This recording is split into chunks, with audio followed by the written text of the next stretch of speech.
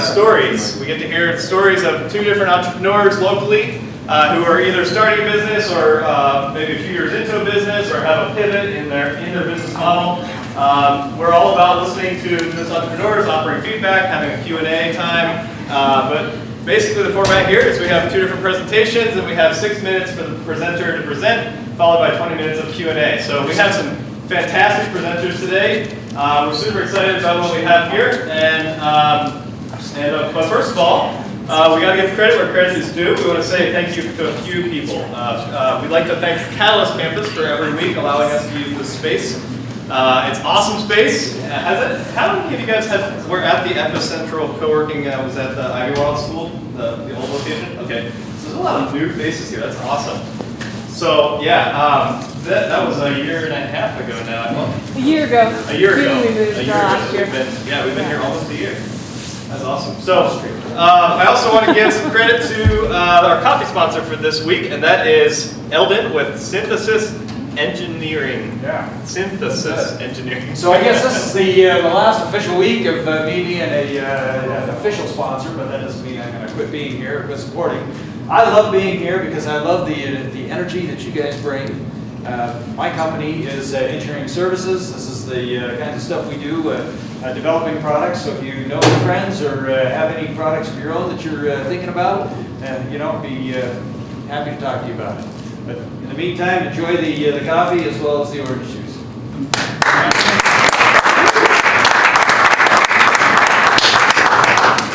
Cool. All right. So without further ado, I would like to introduce our first presenter. And this week we have Mike Ware with Pro Practice, who's going to be telling us about his business. So please welcome Mike. All right, thanks everybody, and really look forward to just having a great conversation, and thanks for the opportunity to just talk and have a little conversation with what is, in my opinion, one of the best entrepreneurial communities in the country. And in fact, a real quick aside, to getting started, I'm already off on a trail. We were talking a little beforehand that when we look back in 5 to 10 years, and we look at some of the innovative industries in the country, at least in healthcare, Colorado Springs is going to be one of 4 communities in the country that people will have wanted to be in. So this is really exciting to be here in Colorado Springs. And just, again, thanks for having us. So I'll start a little bit with just kind of a question, or maybe a scenario. Imagine that for all of our businesses, that we worked in an environment where, regardless of how good our product was, regardless of how highly skilled we or our team were, somebody else was going to dictate what you got paid. And that's the state of healthcare right now. And if you're a clinician, especially a physician, that's really what you're facing. So I'm Mike Ware. I'm the Chief Executive Officer of Pro Practice. And we've actually been around since 1879. Most people know us as the El Paso County Medical Society. But starting 2 years ago, we made a major pivot in what we were doing as an organization, and changing a model that is different in the entire country for our entire industry. So and then 2 months ago, February, we rebranded. Our new parent brand is Pro Practice. But to give everybody a little history, we were founded in 1879, and pretty standard organization built around the tuberculosis treatment here. So we're one of the first institutions here, but as far as our industry really got going in the 1840s nationally. And we face a lot of weaknesses as an industry because we got started in the 1840s. Our governance structure was designed right before World War I. Our business model was designed right before World War II, and then outlawed by the U.S. Supreme Court in 1963. Okay. So yeah, it's the professional association world, at least in the medical world, it can be a challenge, but it gives us a great opportunity. Now, one of the challenges we face as an industry, though, is that since that 1963 U.S. Supreme Court ruling, we have not had a positive year as a percent of market share since that time. But there's been a lot of inertia. In 1963, roughly 97% of physicians belonged to their local medical society, state medical society, and American Medical Association. Now, for our peers as local medical societies, that average has gone down to 25%. We are fortunate here, though, to have enjoyed 81% penetration in El Paso and Tulare counties. That's actually going to expand beyond that region, but that's kind of what we're going to talk about today. So when you think of a professional association, what most people think of is the standard model. You go to dinner, listen to an educational speaker, and maybe get some continuing ed credit, talk to your colleagues. Well, when we look at the landscape, who really wants another evening commitment away from their family? I mean, and that's the model as an industry that we have, and we were doing that as EPCMS. So what we changed it is you're really rethinking, are we just a networking body? And this is a networking body, we learn from each other, they can be very valuable, but there's so much more that can be done. And so what we did was just turn that model on its head. Instead of being a professional association that might provide a couple services, we became a service organization that had as its components, one of three components was a professional association. So here's what we look like now, as of the rollout of pro practice. You'll see EPCMS locally, there's still that community-facing component. Professional association or charitable foundation, all that stuff that we've done. But there was a real need out there for somebody to provide non-clinical services to medical practices. And specifically, that independent practice market composed of 1 to 15 physicians. It was the most underserved part of the market.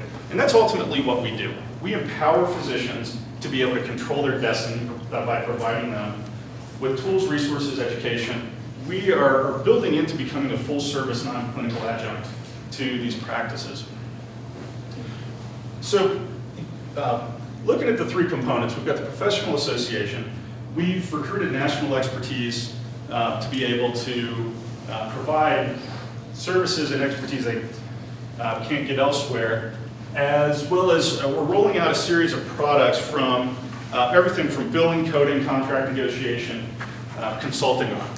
So I got the 1 minute mark, I'm about to get the hook here. And so I'll run through the process though, because we had a big turnaround. And what most people don't know is that in August of 2012, we came 8 days from going out of business. That's how weak our industry is. But what we've turned around is 250% growth in our gross revenue over the last 3 years. We've expanded our membership 10%. And we've been profitable 4 out of the last 5 years. So that's something that's not really done in our industry and that not a lot of people are seeing. So real quick on the process. Going back to August 2012, we had to break down the whole organization with a whole new team. So we replaced all but 2 people on our original staff.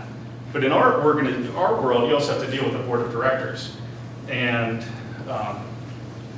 so we had replaced our board, and then I'm getting the hook here. So 5 seconds. Repaired the business, rolled out a consulting arm to test product interest, and now we're out under a membership model. Awesome.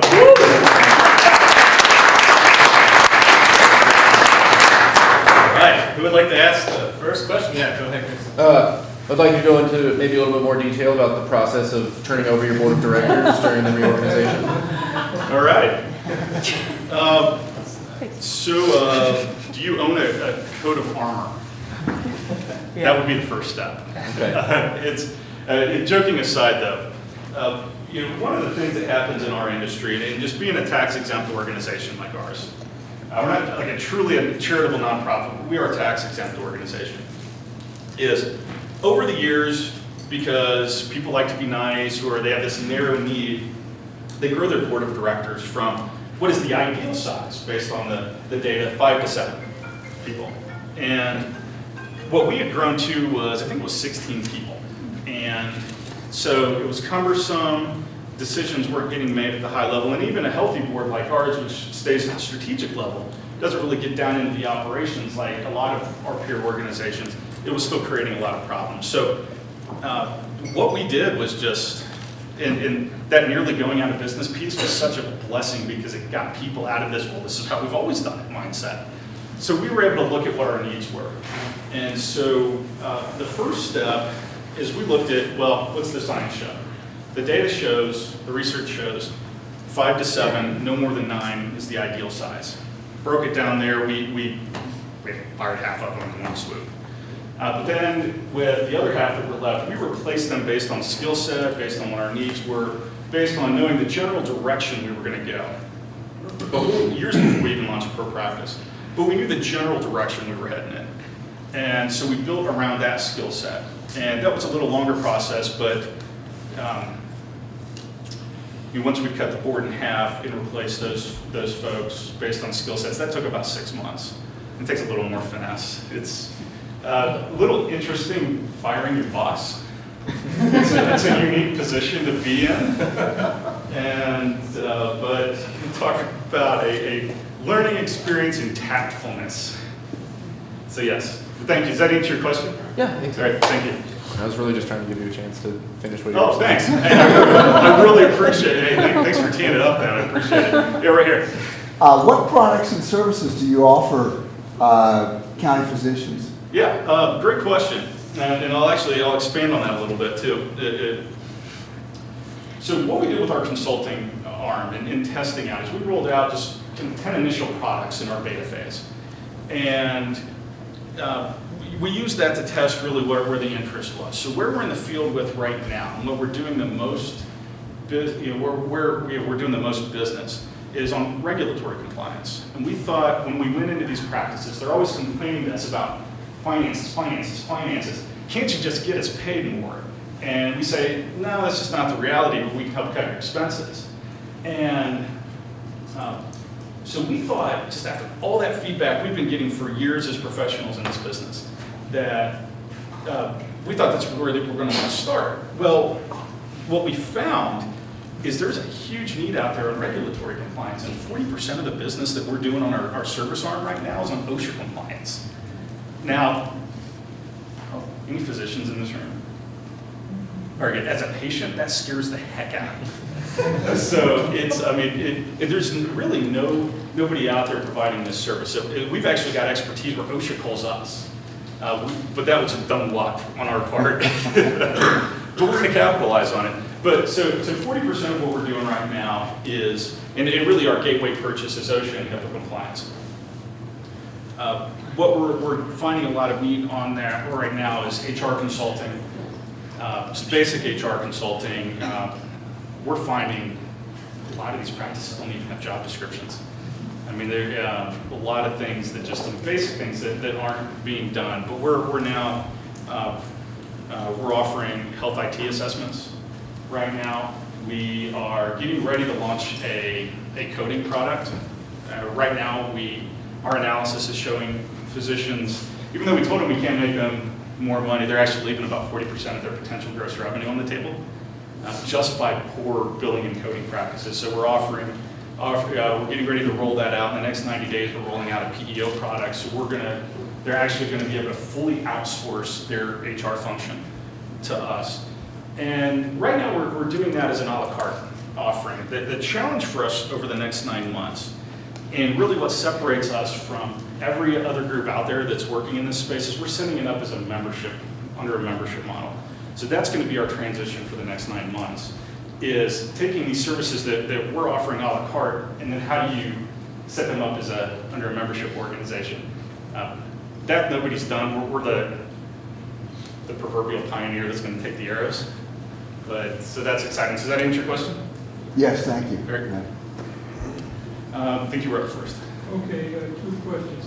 Yeah. I have a friend who makes like $20,000 a lecture speaking to physicians on practice enhancement. Mm-hmm. He has a questionnaire that goes out to the doctor, to the staff, to the patients, to the suppliers, to the neighbors, everyone, and he turns around practices. Correct. Comes in, you do practice enhancement, 1, and second, you function as an employment agency for the members. Okay, I'll take the first one. Everybody hear that question?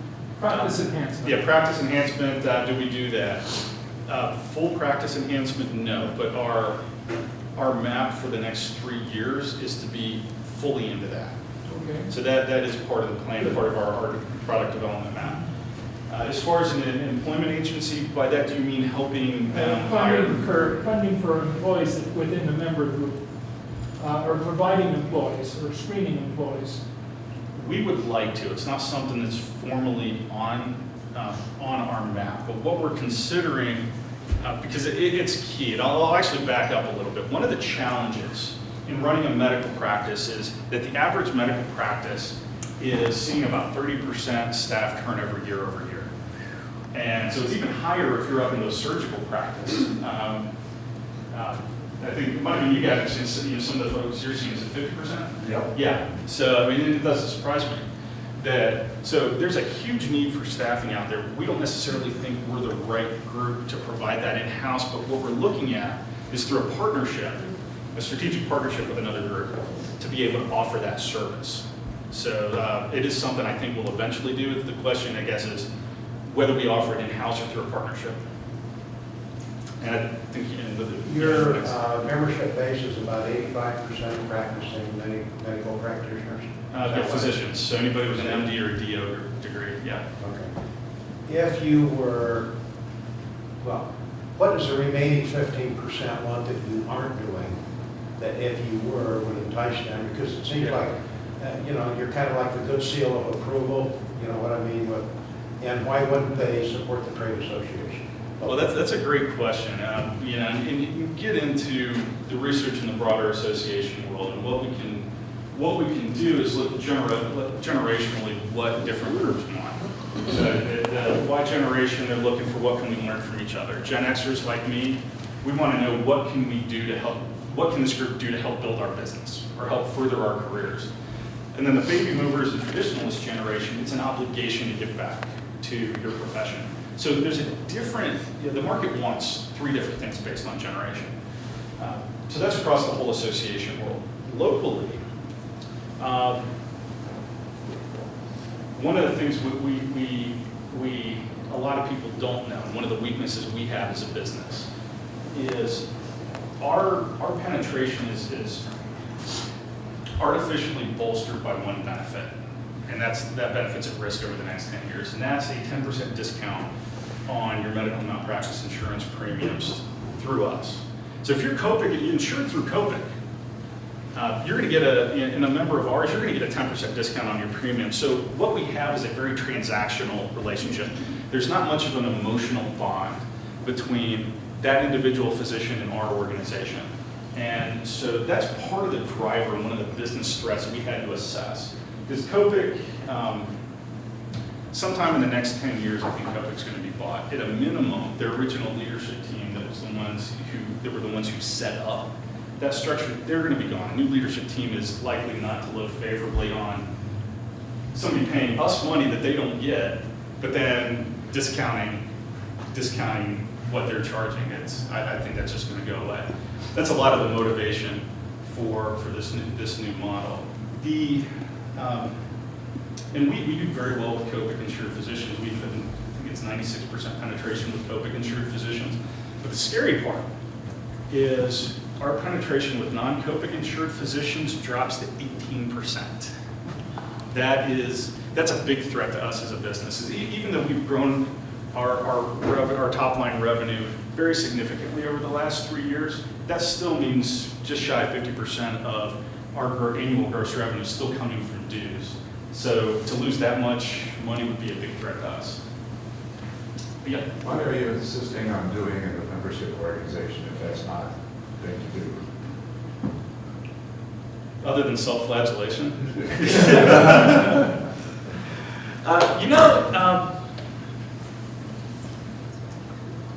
When we talk membership organization, and then I'll kind of answer your question, but I'll build into it. When we talk membership organization, most people think of a professional association, and that model that's been successful for 100, 200 years. I mean, guys, if you go back to New England, successful, all the way back to the late 1700s. That model is starting to break down, but we're seeing new types of membership organizations come about, and it's a bit subjective. But anybody want to guess on who I personally think is the best membership organization in the country? American Bar Association? I'm sorry? American Bar Association? Good guess. American Medical Association. Well, now, even better guess. I haven't even seen that one. AARP. AARP. No, absolutely not. Right there. Triple A's. Close. That's the runner-up. Thank you, though. That was the point I was trying to get to. American Express, then Netflix, then I'm on third. I can't believe I just did that in public forum. It could be Amazon. But they're all set up as membership organizations. Thank you. Very few people get that. Good job. It's a whole rethinking. And so when you look at those types of organizations, the strength is that community they build. It's not necessarily an association. It's that they build a community that feeds into itself. So imagine taking a group like this and scaling it nationally and building a set of products around it. That's what we're doing internally. And that strength is why we're building it as a membership organization. It will likely look very different than your standard professional association, but that's the why. And you know what? That model may fall apart. Nobody's tried it in our world. But the person who can solve that problem and the person who can figure out how to put the tools in the hands of those small and medium-sized practices that allow them to compete with large systems, that's the person and that's the group that transforms healthcare. And that's ultimately what we want to be. Yeah? Do you see yourselves working with a particular size or a particular type? It seems to me the medical profession has, over the last 8 years, been completely thrown apart, put together, thrown apart, put together. We'll break it down. So does your model work with all different types, like a single physician, a multiple physician, people who are doing concierge type service, people who are trying to get out of insurance with concierge? Are you able to provide services across the country? That we are. The question is, do we work across all size and types of practice? The answer is yes. Now, our bread and butter, though, and our target piece of the market is that 1 to 15 physician practice. So if you're an individual practitioner and you want to focus on clinical medicine, which is the draw for a lot of these groups, this other practices go work for large systems, and you still want to own your practice, that's ultimately the value that we bring, and we're going to empower you to do that. It's, throw a little data at you. Right now, nationally, we're looking at about 70% of physicians are employed. That model's going to swing back based on 30 years of trends, but we're at the far edge of that. Right now, it's about 70% nationally. If you look at the same data, 92% of physicians want to work in an environment where they have an ownership stake. And if you also look at the productivity, the same productivity that you will get out of 5 employed physicians, you're going to get out of 3.5 physicians who have an ownership stake in the business. So that's a lot of why that model of employment is broken down in these large systems, and why every decade we see a 2 to 3 year spike in physician employment. But the model breaks down. That trend has held over 40 years. Every 10 years we see the cycle, but it'll be a 2 to 3 year blip. During that time, the only trend that is held is a consolidation from a 1 to 5 physician practice to a 6 to 10 physician practice. So there is some consolidation, but it's still within the independent market, and we're going to be able to serve that. So roundabout back to your question, yes, serve all practices. Our bread and butter, though, is the 115. Yes?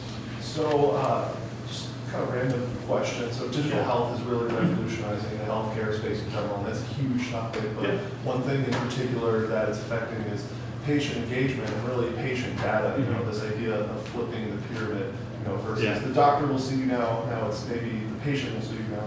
Maybe that's what it's trending towards. It's a good way to describe it.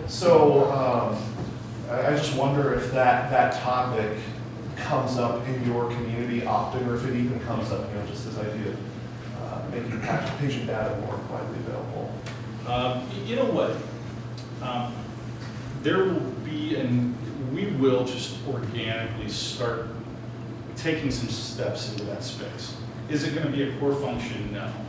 But one of the things that is part of this 4-phase, just general map that we have to redesign just how our organizations, these medical societies fit into the world, is to clinically integrate physicians. So just imagine if you could take a group of independent folks, you know, let's imagine you were all physicians and you all had a solo practice.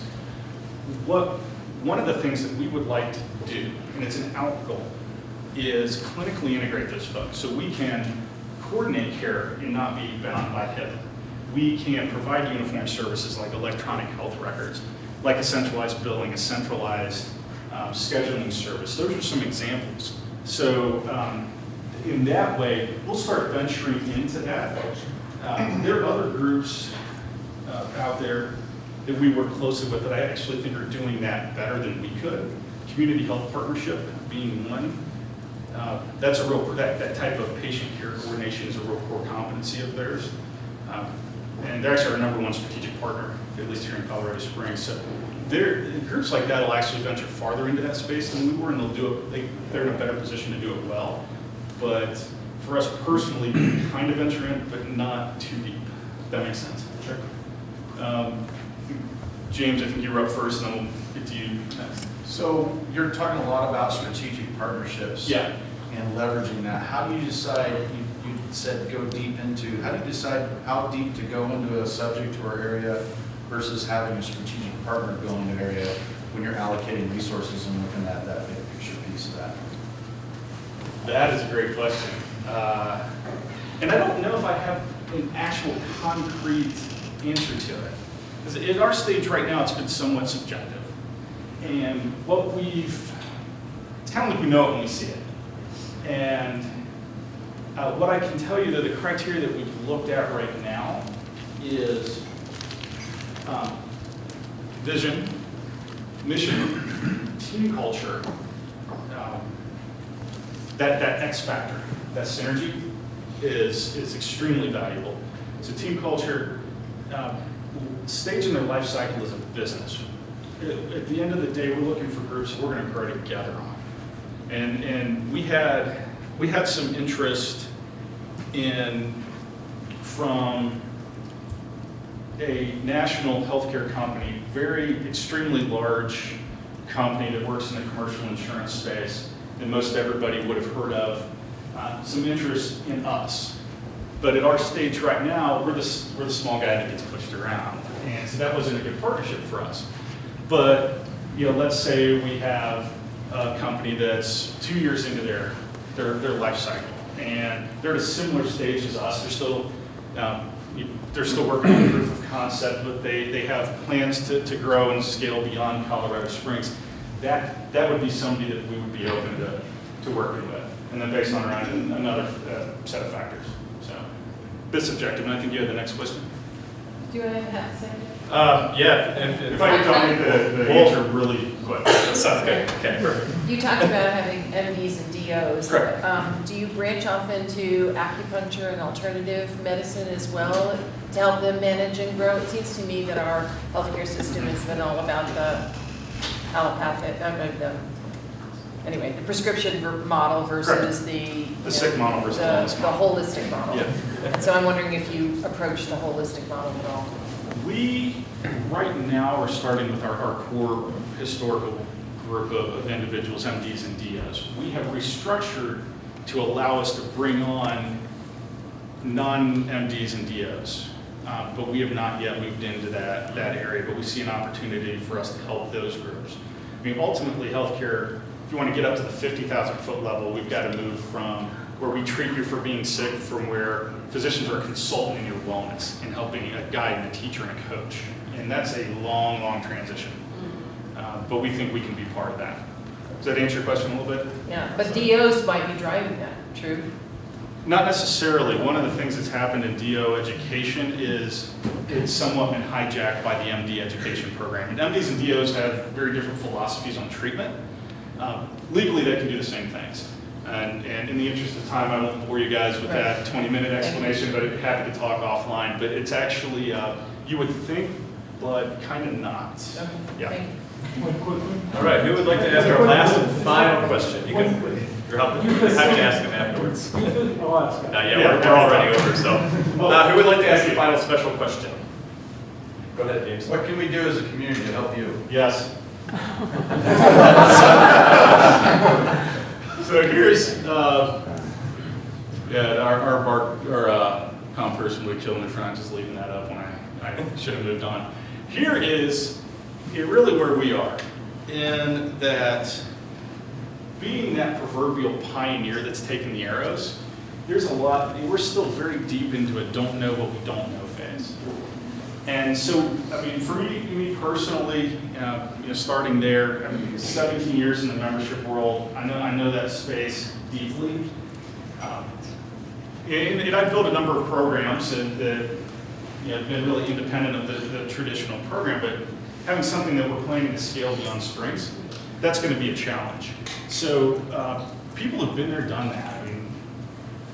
I mean, when you had mentioned this group, I said, when? Yeah, I mean, so those are the types of conversations that we're having. So across the board, people have been there and done that. Somebody who can help us get ahead of some of the rookie mistakes that a lot of entrepreneurs make.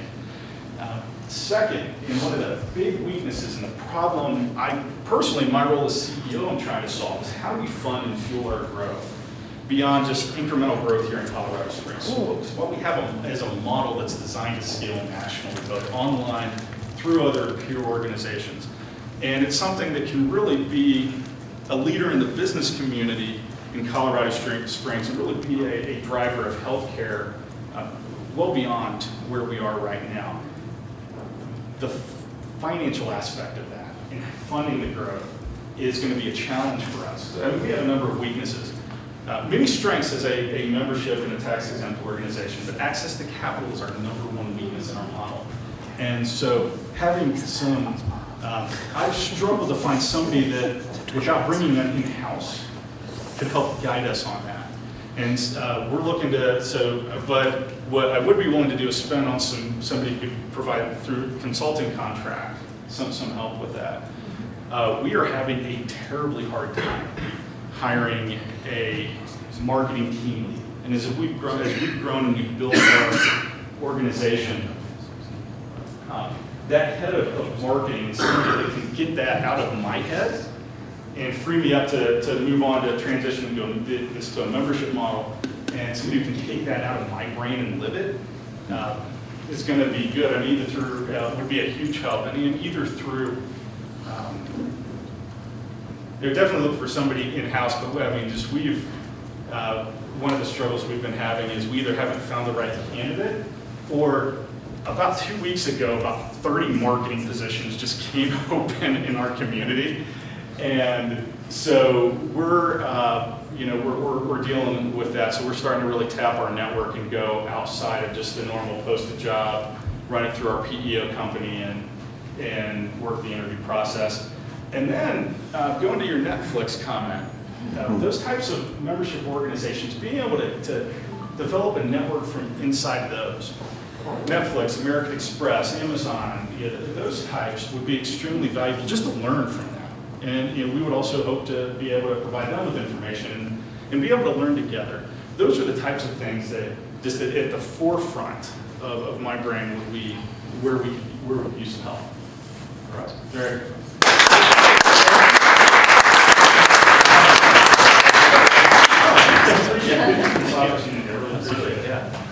All right. Guys, grab some coffee real quick. We're gonna have just here, let's just do 2 minutes max for community announcements. And community announcements, what we define that is 30 seconds or less, and it must benefit the entrepreneurial community. So if anyone has anything that they'd like to let us know about what's happening, feel free to raise your hand. Right. No one today? Chris. Yeah, go ahead. Colorado Springs World Affairs Council has an event coming up May 10th. It's going to be up at UCCS. Women rising up in Kurdistan, both politically and economically, entrepreneurially. So it could be really interesting. It's going to be on the evening of the 10th. Registration closes this Friday, so if you are interested in that, please go to the website, csworldaffairs.org, and if you join up as a member, you're going to get a discount on tickets to all events, so check that out as well. Awesome. Anyone else? Community announcements? Yes, Kathy. Peak Startup Pitch Night tomorrow night. Doors open at 5:30. We'll have pizza, beer, refreshments of other sorts. And we'll end promptly at 7 o'clock. We have the winner of the CC Big Idea Fly Phone coming down to pitch, as well as a 1-cup flush toilet and the Go Code winner. So come on down. Right. Anyone else? Yes, Mark.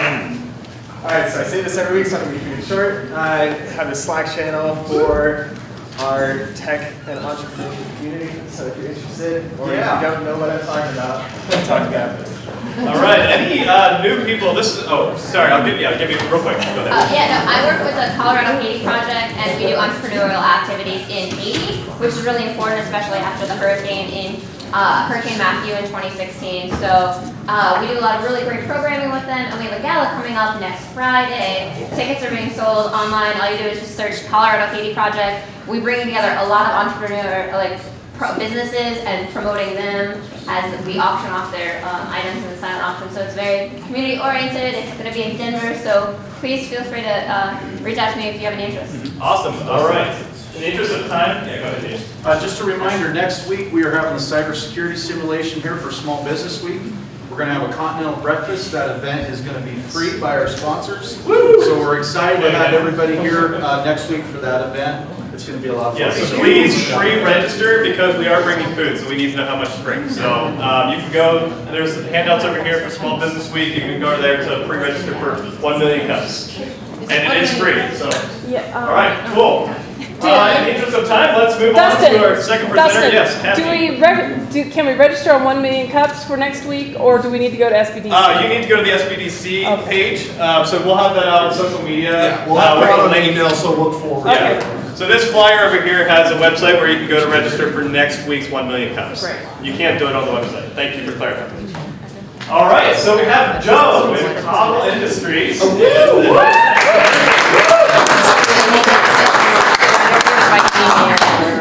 Good morning. Good morning. My name is Joe. I'm with Toggle Industries, and as a quick overview, we are a cybersecurity firm. We're one of a billion of them out there. But let me jump directly into it. I want to try and make this as interactive with the crowd as humanly possible. How many of you all here were directly impacted by the Target breaches in 2013, losing your credit card information? So a show of hands. How many of you were directly impacted by stuff like that? How annoying was that? Pretty annoying, yeah? In the sense that you have to go out, you have to make sure you're changing all your bank information, request new cards, register for all those protections to make sure your information isn't compromised any further. And fast forwarding now to 2016, 2015, even now 2017, how many of you all have been directly impacted by ransomware? Does anyone know what ransomware is? Who doesn't know what ransomware is? So, by definition, ransomware is a piece of software that takes your files captured, whether you're in the medical industry, whether you're in a legal industry, a CPA, whatever the case is. If you have clients and you get hit by a piece of ransomware, that means your files, your ability to operate within your business is instantly compromised, because what happens is the piece of software locks your files and says, hey, you must pay us a fee of anywhere between $100 all the way to several millions of dollars before we unlock your files. And what's worse is there's actually two reasons of why this is such a bad idea for you or as business owners and other entrepreneurs. One, you have no guarantee that your files will be recovered. And two, I was actually in a conference with the FBI a few months ago now, and they were saying the majority of the monies, whether paid in Bitcoin or USD, whatever the case is, that gets paid to these entities goes directly to funding terrorism. Okay? Not many people understand this. They say, oh, well, it's $7,000. If I'm out of business for 1, even 2 days, my medical practice, we're going to lose tens, if not a few $100,000. So they gladly pay the $7,000. But those are discussions that you rightfully should not be having as a business owner or with your executive team. Just to give you a little background, I was in the Air Force and the Army. I was a cyber warfare engineer. It was my job to work with Department of Defense, NRG, Homeland Security, and many of our nation-state actors, such as Israel, Ireland, the United Kingdom, Germany. It was my job to go in, advise them. But however, the more, less politically correct answer is, I broke things. I was a hacker. I go through and I tell you, Mr. Customer or Mr. Secretary of State or Mr. Minister of Defense, this is how I broke into your system. And this is how you should fix it to prevent other nation actors, your people who may want access to your intelligence, this is how you prevent them from doing that. So fast forward to where I am today.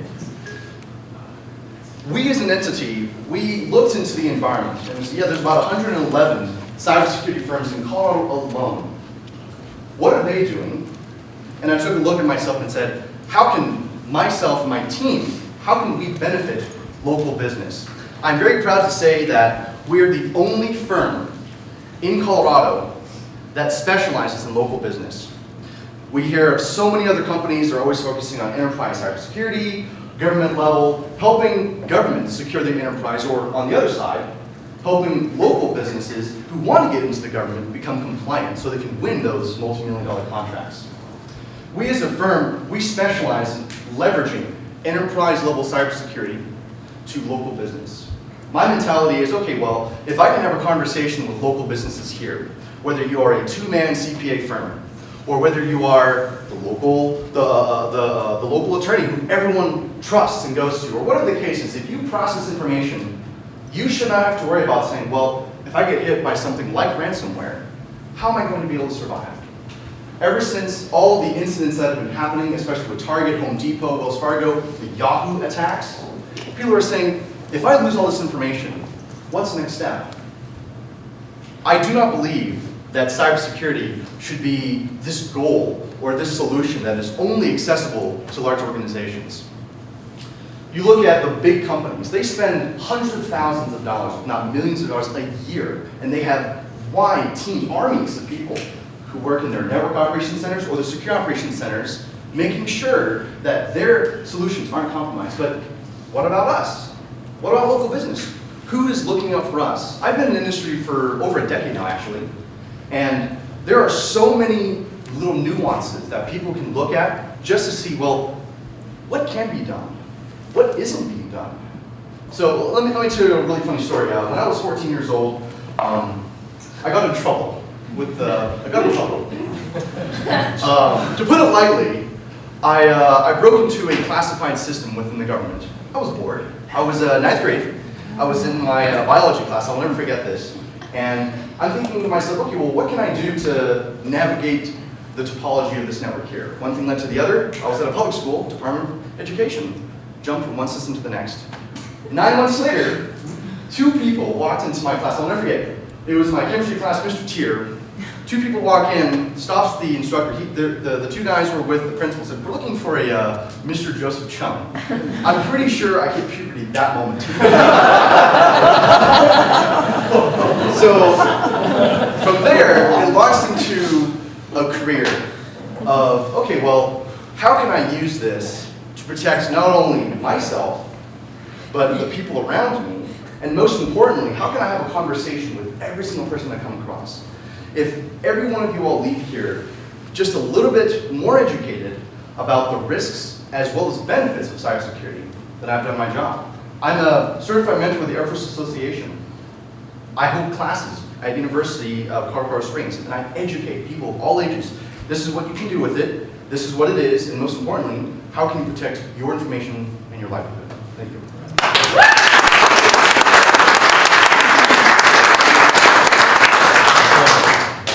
Jeff, first question. Yes, ma'am. So you said that you specialize in cars, but will you help customers outside of the area too? That is an excellent question. We focus on small business and absolutely local. We have clients in California, South Dakota, Texas, Florida, Nevada, and China actually. So our focus is to try and leverage and create a new standard. We have actually partnered with a few local firms, and one being actually technologists that are present here today. We work with other MSPs, managed service providers, so we can have a direct interaction with smaller and local businesses, because whenever we go into an enterprise or into an environment and say, hey look, we are cybersecurity vendors, they instantly think, oh, you're tech guys. And so we already have a person for that. That could not be the farther from the truth. There is IT, information technology, and information assurance / security. We are the cybersecurity side, we're your security people. We break your stuff. And then the other MSPs, they're the ones that actually create your foundation as a network backbone. And in tandem, we're able to better protect our environment. So absolutely, we have a very strong emphasis to try and create a new standard, if you will. And that's what we're trying to lay across the board. So at the end of the day, you don't have to say, well, this person's doing this, or why do we have so many different things, so many different antiviral platforms? What is a good base that everyone can be on so that we can continually raise the bar in security? Good question. Yes, sir. What does the process look like from a small business owner I'm interested in? That is a very good question. So let me, in order to effectively answer that question, let me give you a quick 30-second synopsis as to how other cybersecurity firms work. They charge $50,000 up front for what is known as a penetration test or a network vulnerability assessment. At Toggle Industries, we don't charge a penny for it because, in my eyes, small businesses can't afford $50,000. Not many can, okay? So you reach out to us, or we reach out to you in an event like this, and we say, Mr. Customer, would 30 minutes be worth your time to determine where your proverbial rear end is handing out in your business? And if we can protect your information, would that be worth your time? And by the way, it's free. It really is a free conversation. We as an entity, we are very prideful in the fact that we are educationally structured, and that is our mission.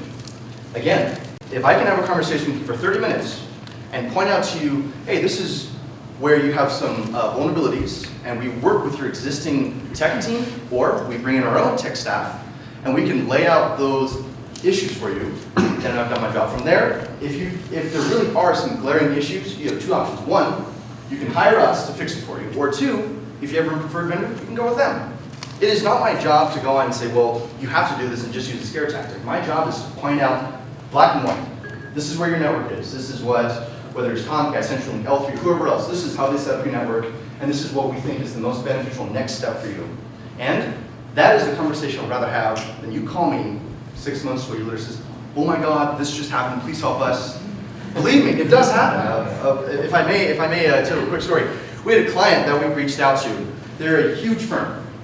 And we said, hey, look, we would love to have a conversation with you guys, and we think that with all the incidents that are going on, we are seeing that this is a problem. Your industry, you being in this industry, is actually one of the biggest targets. They said, no, we're good. 9 months later, no, well, actually, it was about a year later, actually. About a year later, I got a phone call from the Greenwood Village Police Department saying, hey, so we just got hacked. And this person, or this organization, it stemmed from them. You are a cybersecurity firm, can you please put us in the right direction because this is a problem? And lo and behold, I found myself sitting in the exact same office, and he says, yeah, I kind of regret not talking to you. Long story short, unfortunately for them, in one weekend, we blew through 2 years of their tech budget. And here's why. The attack that happened, it was a cloud botnet. It had infected itself all the way down to the hardware level. And again, this is a huge research facility. We had to remove and replace every single piece of hardware that was in their office. I think their spend was over $2.5 million. Just to give you a little quick idea, as a small organization, if your company gets breached and you lose social security numbers, credit card information, PIIs, personally identifiable information, every single device, whether it is your cell phone, your laptop, your tablet, any network connected device, on average, per device, the loss is about $250,000. Lost business, lost revenue, loss of reputation, and most importantly, lawsuits, and of course fines from the government because they have to get their change, right? Every single device is about $250,000. So let's say you're a really small CPA firm, and you have, again, a cell phone that you have your access to email, a laptop, and a tablet. That's $750,000 potentially. I don't know about you, but I don't know many companies here locally that can afford a $750,000 loss just like that. Think of it this way. You spent 20, 30 years building your business, and then in one night, it's gone. It's horrifying. Yes, sir. I mean, don't know enough about the industry, but it seems to me the basic problem is we have an open system. And with an open system, we're always trying to close it, but it's designed open. So is anyone moving towards something like blockchain or one of these? It's a closed system that says, you know what, forget about allowing anyone in, any back doors, and can, with governments wanting to know, is that even possible? That is, I like, it's like you're a plant for me. So I was actually reading an article about blockchain the other day. There is, for those who don't know, blockchain basically is where everything connects into each other and keeps it within a rose garden, if you will. So the real question lends into, with the internet the way it is, first of all, the internet was never designed for mass communication, for mass public use. The internet was a conception of DARPA, the Defense Advanced Research Projects Agency. It was known as DARPANET. It was in the event that the United States gets nuked in Cold War, they could still reroute traffic. The internet was designed for simplistic communication. And we as a society today, we all have smartphones, we all have social media, whether it's Facebook, Twitter, Office 365, having email, communicating back and forth. You're absolutely correct. It is very difficult to try and segregate all this traffic. And let me start off by saying this. There is absolutely no such thing, if anyone tells you otherwise, they're lying to you. There's no such thing as a 100% secure network. So to answer your question, Chuck, we are we are implementing a proactive approach with our MSP partners. What that means is, instead of just installing antivirus on computers, we go out and say, okay, how can we actually prevent or dissuade your network from accessing a known rogue network? For example, you're on Google, you're searching for something, and you accidentally click on a link that you didn't need to, and you click back. You think nothing of it. The 1 to 2 seconds maybe that you're on that network, something gets downloaded to your computer. It's called drive-by viruses. With that, we try and create a proactive solution because not only are we now putting products in place that actively monitor your traffic, we can go out and say, okay, well, we're going to do a block all and white list policies. That is a very simplistic approach. Of course, there are more complex ways to go through, but in this day and age, by us creating your own private network and having no chance of someone accessing your system is impossible, except if you decide to unplug your network from the rest of the world, which is unfortunately not feasible. The technology that we see today, there's EDR, endpoint detection and response software out there that constantly monitors your platforms. And that's actually a service that myself and a few of our other partners provide. We go through and try and figure out how can we see what's coming to your network now and then stop it before it causes any more damage. So a lot of times, I'll use Symantec as a perfect example. They are a definition-based antivirus platform. What that means is a piece of software comes in. Symantec will check the piece of software and scan it and see, okay, is this on a list of known vulnerabilities or known viruses? We don't think that works, okay? It's just like TSA. They're always adding new policies and procedures because something happened and now they're adding it. We're always preparing for yesterday's battle. We work with the premise of behavioral analysis. A piece of software comes on, of course we'll check to see if there are any glaring problems. I mean, if you're coughing, you're sneezing, we definitely don't want you to get on the plane. I mean, it depends, right? But in this case, we say, okay, well this software is now here, it seems okay. What is it doing? Is it trying to access the command and control structure? Is it trying to access the CPA's files? Is it trying to access a main server where all your litigation files are at? What is it doing? If it does something that is outside the parameter of this type of program, we flag it. We flag it. And then if it continues to do it, we flag it even more. And then it alerts an engineer. One of my engineers will say, okay, well, this is really interesting. Let me take a look at it. Let me see exactly what it's doing. So not only are we looking from a heuristic perspective, but we're looking from a behavioral perspective of a piece of software. Is it doing what it's supposed to? Is it trying to communicate to a Russian IP address, a Chinese IP address? What is it doing? Those are all the questions that we ask consistently within our client networks.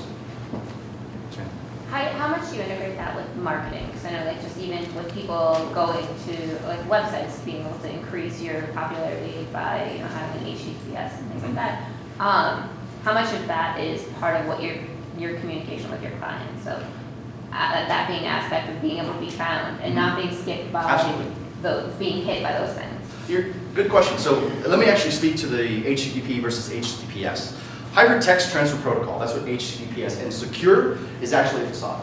It is a huge security blanket that people buy into recently years. Oh, it's green, it's safe, it must be okay. It's complete and utter bollocks.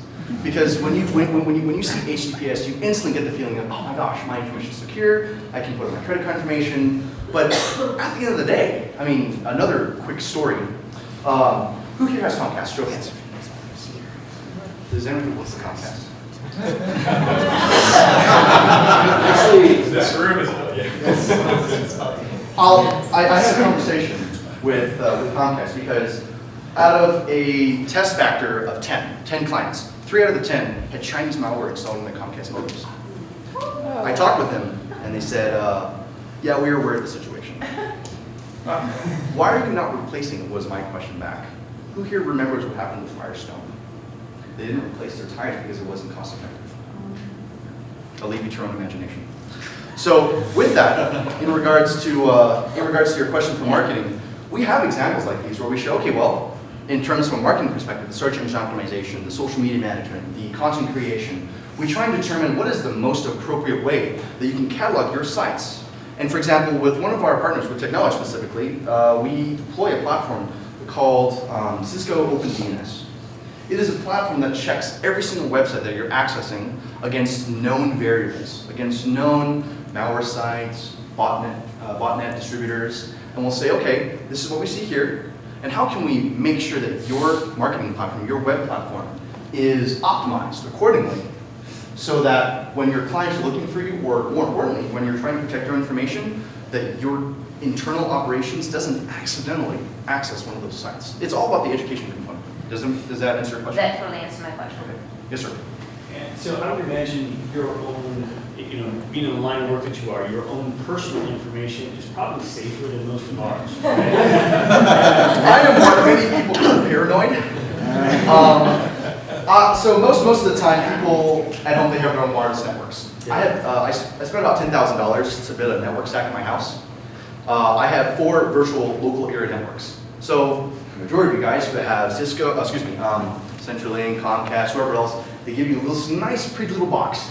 And you do your Wi-Fi off of that, you put all your devices connected to Xbox or PlayStation, anything else, or more horrifyingly, your Internet of Things devices directly connects to that. I have 4 virtual local area networks. That means I have 4 completely separate and segregated networks. One for my wife's and I mobile devices and laptops. Another one for our Amazon Echo, which is IoT, so shame on me.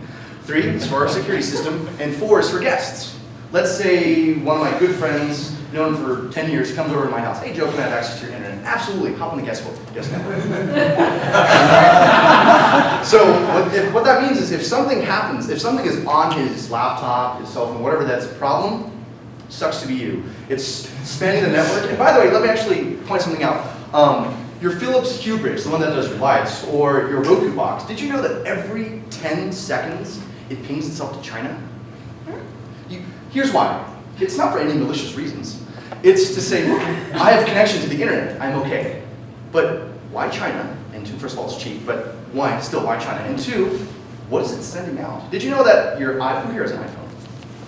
Okay, everyone has an iPhone. If you have an iPhone, this is not conspiracy, this is fact, okay? It's not conjecture, this is fact. Your iPhone, sitting idly on your company or your home's wireless network, patches out 4 gigs of data a day. 4 gigs of data is equivalent to about 8 hours of audio, video, locational information. What is it doing? Who's it sending it out to? Think about that. Oh, we only have time for the last question, sorry. Okay, yes ma'am. Well, what can we as a community do to help you? I'm very glad you asked that question. We have a page on our website, toggleind.com. It is for technical articles. I've written a few articles that is designed to, at the very base, answer those questions. What is the cloud? Who understands the cloud? We've all seen it, right? So, what is the cloud? What is social engineered hacking? Social engineered hacking is essentially the concept of, well, I'm not behind a computer. I walk into a service industry. Hey, I have an appointment with doctor or attorney or so-and-so. He says, okay, give me 1 second. Would you like some coffee? I would love some coffee. They walk away, I lean over and plug in a flash drive. Or, I can go online, actually, probably, if you let me, probably won't. And I can look up who owns what company, where they live, their social security number, their credit card information, and I see they have an iPhone. I call Apple support. Hey, my name is, pick your name. Yeah, I locked myself out of my Apple ID, out of my Apple account. Okay, sir, we just need to ask you some security questions to confirm identity. What is last very social? Here it is. Where have you lived for the last 2 addresses? Here it is. What date were you born? Here it is. What is your spouse's name? It's all online. That's social engineering hacking. So all these basic information, I encourage you all to go on, because if you can help me and help the community better understand the risks, as again the benefits, then you are helping me do my job. Thank you very much.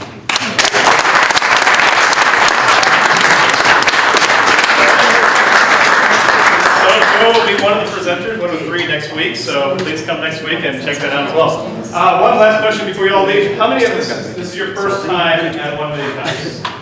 Oh wow, awesome. 1, 2, 3, 4, 5, 6, 7. Okay, awesome. Well, thank you. Welcome. We'll see you next week.